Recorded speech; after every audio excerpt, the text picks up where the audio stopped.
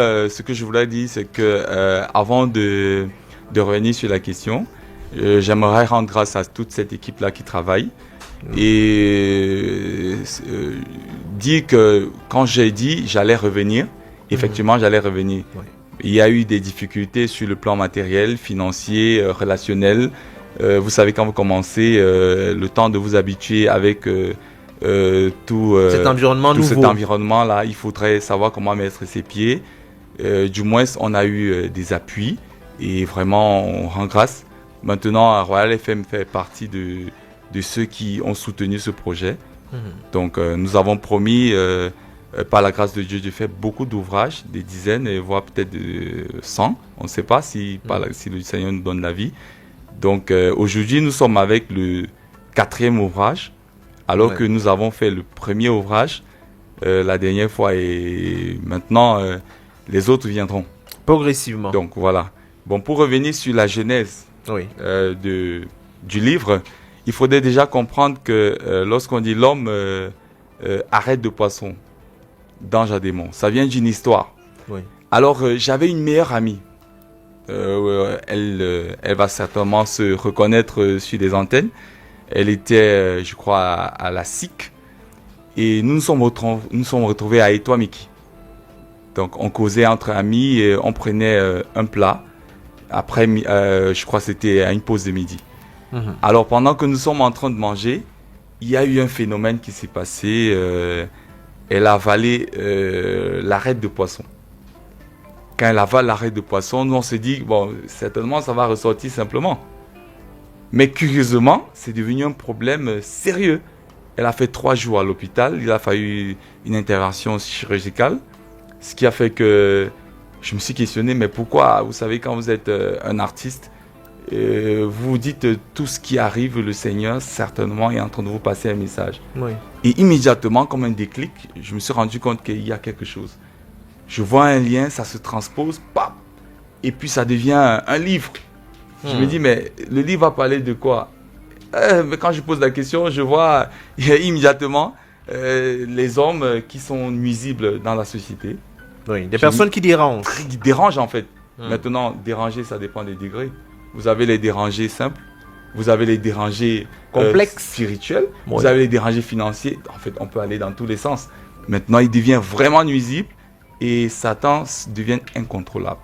Alors on se dit, mais attends, comme on a l'habitude de recevoir les messages, vous vous en souvenez certainement.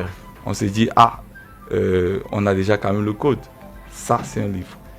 Alors on se penche dessus comme les blagues et de fil en aiguille, c'est devenu un livre. Oui. Il faut dire que ça part donc d'une histoire assez banale, d'une petite chose, l'arrêt, mais qui peut constituer un gros problème. Ça amène votre ami à 3 jours à l'hôpital et à un traitement assidu par le personnel médical. Mais vous réussissez à créer tout un univers autour, quand même. Parce que là, vous nous amenez à l'est du pays, où là-bas, on va rencontrer un chef puissant, mais peut-être pas suffisamment puissant au point d'en être satisfait, qui rencontrera un autre qui vient de l'extérieur, un Amérindien, qui vient au Cameroun, et veut voir de ses propres yeux ces petits êtres que nous appelons les pygmées, qui sont capables de rendre une personne riche et d'avoir un certain nombre de pouvoirs. Comment est-ce qu'on arrive à créer cet univers, aller à l'Est Cameroun, faire un voyage vraiment aussi dans le temps, parce que c'est en 1900 quelque chose qu'on se retrouve via le livre.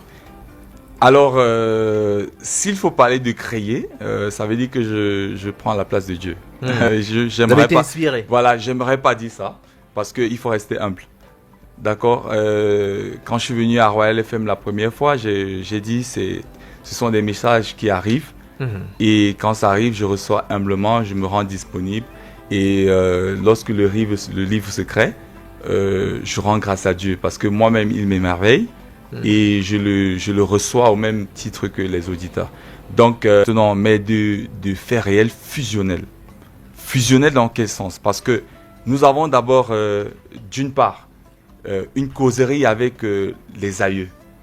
Quand j'ai grandi, moi, ma première partie de mon enfance a été du côté de l'Est Cameroun. J'ai eu des grands-mères qui ont connu des choses qui se sont passées avant, qui m'ont raconté, pas des contes, mais des choses réelles, mais qui vraisemblablement étaient des choses incroyables. Alors, ceux qui vont lire ce livre vont comprendre. Et certainement, ceux qui ont vécu cette histoire vont se retrouver. Bon, il y a ça. Et ensuite, vous avez dans la société des gens qui, à un moment donné, se transforment. C'est-à-dire que, vous voyez, je suis venu avec ma fille là. Vous voyez comment elle est belle. Oui. Elle est innocente. Elle est pure. Quand vous la regardez, vous aimez.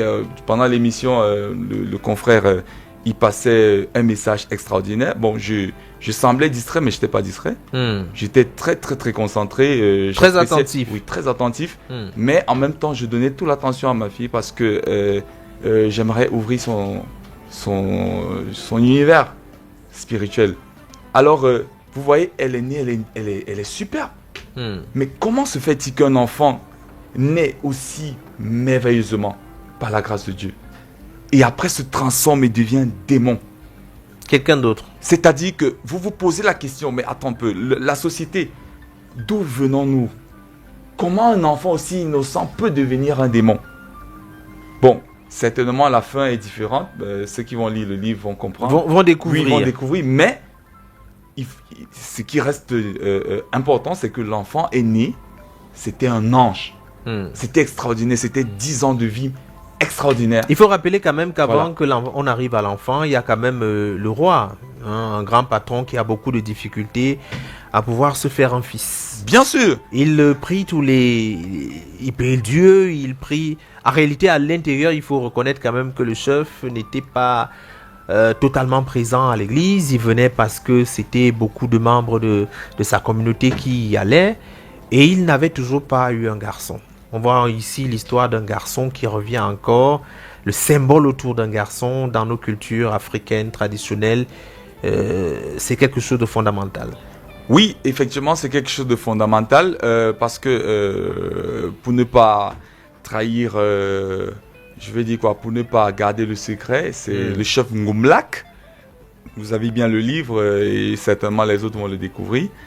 Alors, il faut que les gens comprennent bien, c'est une histoire qui certes prend les faits de société, prennent les histoires des ancêtres, prennent les histoires du vécu quotidien dans les journaux, dans la presse, dans tout ce que nous vivons autour de nous, mais qui foisonne et donne un produit qui va pouvoir questionner la société. Tout à fait. Et permettre de produire une quintessence de résultats qui pourra produire également pour impacter sur les gens. Impacter sur les gens, surtout sur le développement personnel, sur le plan spirituel et autres.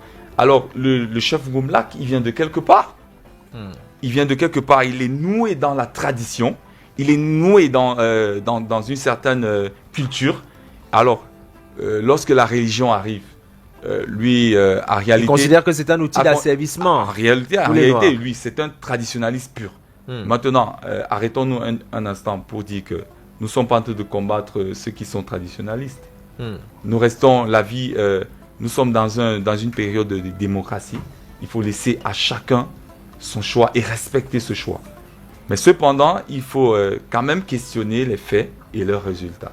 Oui. Alors lui, il est traditionnaliste. Il croit uniquement en ses esprits, de la forêt principalement, et voilà le fonctionnement de sa tradition, parce qu'il est héritier au trône. Maintenant, quand il arrive, il y a un problème. Il doit avoir un fils. Ah, il a 7 filles, mais il n'a pas 7 filles parce qu'il voulait les avoir. Mais en fait, c'est parce qu'il cherchait à avoir un garçon. Pour être le prince, et plus tard le roi. Bien sûr, parce qu'il faut un successeur. Et pour être respecté, vous devez avoir un successeur prince. Bon, maintenant, ça ne veut pas dire que c'est l'histoire principalement de ceux de l'Est, là-bas, Yokado Mao, autres, non. Mais c'est juste que c'est l'histoire de tout le monde. Toutes les tribus vont se retrouver dedans. Généralement, on veut avoir un garçon, oui, qui va succéder au trône. Et maintenant, pour qu'il puisse succéder au trône, il faudrait qu'il soit élevé, qu'il soit cultivé, qu'il soit, entraîné. Et voilà. Mais malheureusement pour lui, il a 7 filles et à chaque tentative, il n'y a pas de garçon. Toujours pas de garçon. Toujours pas de garçon. Ça devient maintenant, à un moment donné, bizarre. et tout le monde regarde et on se demande est-ce que c'était une erreur pour lui d'être roi? Est-ce qu'on a fait une erreur? Est-ce que c'était vraiment lui? Et vous voyez, c'est un problème qui se passe généralement dans beaucoup de sociétés. Et du coup, pour ne pas monopoliser la parole, je voudrais dire, est-ce que principalement, il faudrait seulement que ce soit un garçon qui... C'est une longue histoire aujourd'hui avec la question de succession. Et d'ailleurs, vous êtes même bien placé puisque vous êtes un homme de droit. On marque un break et on revient. Royal FM. The time is 4 p.m. With Beam, you are eligible to call a favorite number on any network at cheap price. Dial #200# or go to Max It.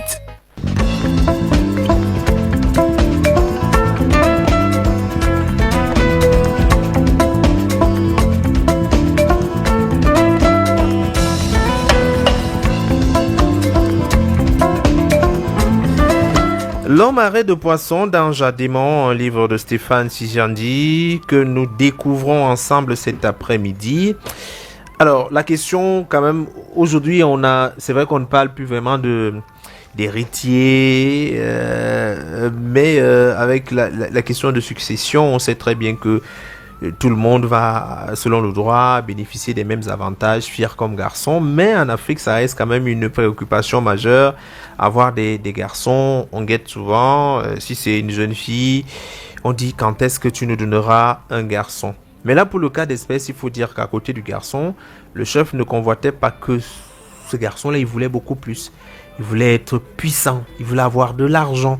Il voulait asservir les autres royaumes autour de lui. Il voulait être l'ultime, sauf que cela n'est pas sans condition, car il va faire recours aux esprits du village, et cela l'amène, ou alors on va contraindre ce dernier à obliger son enfant à porter un collier. On va pas dire toute l'histoire, on va dire simplement que il se retrouve face à un certain nombre de conditions, et c'est souvent ce qui arrive lorsqu'on est cupide, lorsqu'on en veut plus, c'est parfois trop. Alors, pour revenir sur cette nouvelle préoccupation, ce que je voudrais dire déjà, c'est que c'est pas un problème qui date seulement d'aujourd'hui. C'est un problème historique. Vous vous souvenez même avec ceux qui connaissent un peu l'histoire chrétienne.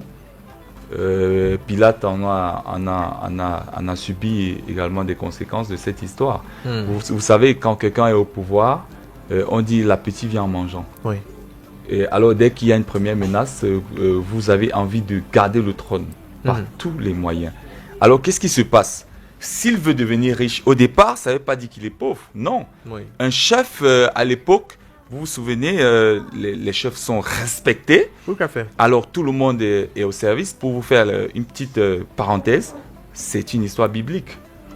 Alors, l'histoire des chefs, au départ, quand le peuple d'Israël sort de l'Égypte, Moïse est en train de conduire le peuple. Le Seigneur lui dit, toi, tu seras Dieu devant le peuple et Aaron sera le porte-parole. Voilà ce qui se passe. Et après, à un moment donné, quand nous continuons plus loin, le peuple se lasse de Dieu parce qu'il se dit, voilà, il est trop extraordinaire, il a trop de pouvoir et il va nous consumer et autres. Mais il demande un roi, homme. Alors Samuel, le prophète, dit, écoute, ne te fâche pas parce qu'il était fâché. C'est moi qu'ils ont rejeté. Ils auront un roi, mais ils auront des conditions. Ils vont servir ce roi. Vous voyez, ça part de là. Alors, le roi, lorsqu'on l'installe, il a le droit à un certain nombre de privilèges. Il a les terres, il a les servants et tout et autres. Et chaque génération qui arrive entre dans un cocon particulier. Soit vous êtes soldat, soit vous êtes serviteur, soit vous êtes ainsi de suite. Selon vos parents, vous entrez quelque part. Oui. Voilà, il faut d'abord comprendre l'origine. Alors maintenant, quand nous arrivons à l'histoire, ça veut dire que le roi Ngomlak, qui se retrouve dans l'affaire, ne souffrait pas dans le sens pécunier du terme, ou alors dans le sens du service. T'es pas pauvre. Alors, qu'est-ce qui se passe? Il avait déjà des richesses. Oui, le problème, il avait deux problèmes particuliers. Un, il avait le problème de succession au trône, parce que pour être respecté, il fallait avoir un garçon. Si vous n'avez pas un garçon, ça veut dire que vous avez un problème. Donc, ça veut dire que les populations traditionnelles ne connaissent pas la science. Ils ne connaissent pas les souffrances et autres Je veux dire quoi, ils savent pas qu'un homme peut avoir seulement des filles. Non, s'il n'y a pas de garçon, ça veut dire qu'il y a un problème. Donc ça, ce sont les sociétés d'avant.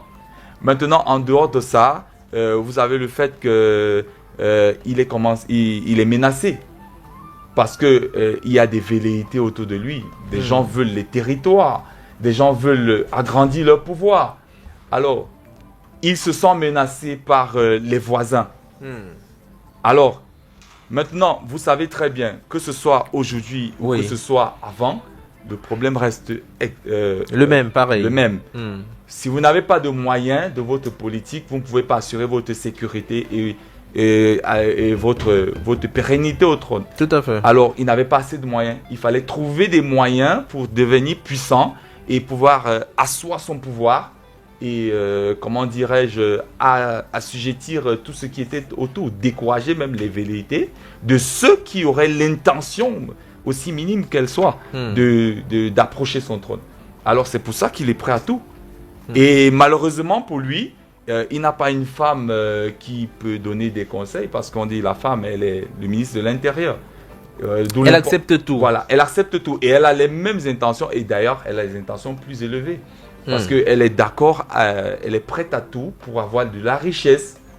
Mais lui, il voulait la richesse pour pouvoir asseoir son trône. Elle voulait la richesse pour avoir son confort. Oui. Du coup, les deux foisonnent et ils se retrouvent dans quelque chose de très compliqué. Et comme le malin est très opportuniste, ce qu'on appelle le diable, parce qu'en réalité, il n'a pas qu'un seul visage. Alors, il se retrouve dans plusieurs visages. Et voilà. Oui. C'est pour ça qu'il se retrouve piégé par la suite. Je ne vais pas dévoiler tout le livre. Non, l'histoire va être découverte en lisant le livre. Mais en réalité, on se rend... il y a quand même quelques leçons à tirer. Lorsqu'on est responsable d'un enfant, on a souvent l'habitude de dire qu'on accouche un enfant et pas le cœur de l'enfant. Est-ce que tout ne part pas de l'éducation, ce qu'on lui dit et aussi les engagements qu'on prend à son sujet? Parce que pour le cas d'espèce, c'est un enfant pratiquement sacrifié qui, 10 ans, est un enfant obéissant, c'est un enfant serviable et puis finalement devient quelqu'un d'autre du fait des engagements contractés par des parents. Est-ce que tout ne dépend pas quelquefois de nous en termes d'éducation? Il faut donner des meilleures bases à ces derniers pour qu'ils puissent avancer dans la vie. J'aime bien cette question parce que je suis convaincu que vous êtes inspiré de Dieu depuis le départ. Parce que chaque fois que nous avons une émission, vos questions sont toujours en coordination avec les objectifs de l'auteur.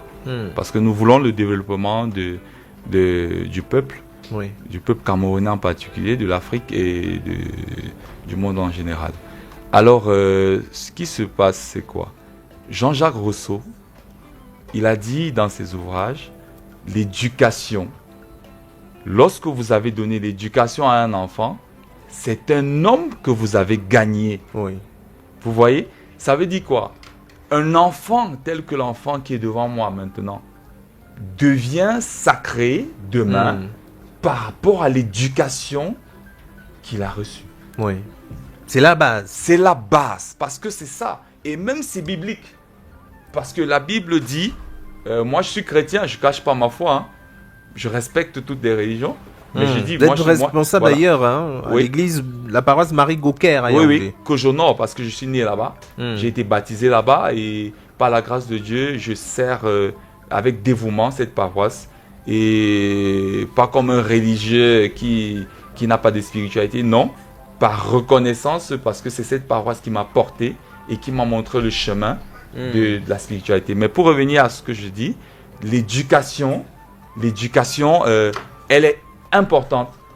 Alors, si un homme ne donne pas une bonne éducation à son enfant, il peut être sûr que la fin de cet enfant, ça va être un poison pour cette société. Oui. La Bible, comme je disais, dit, il ne faut pas épargner le fouet à un enfant.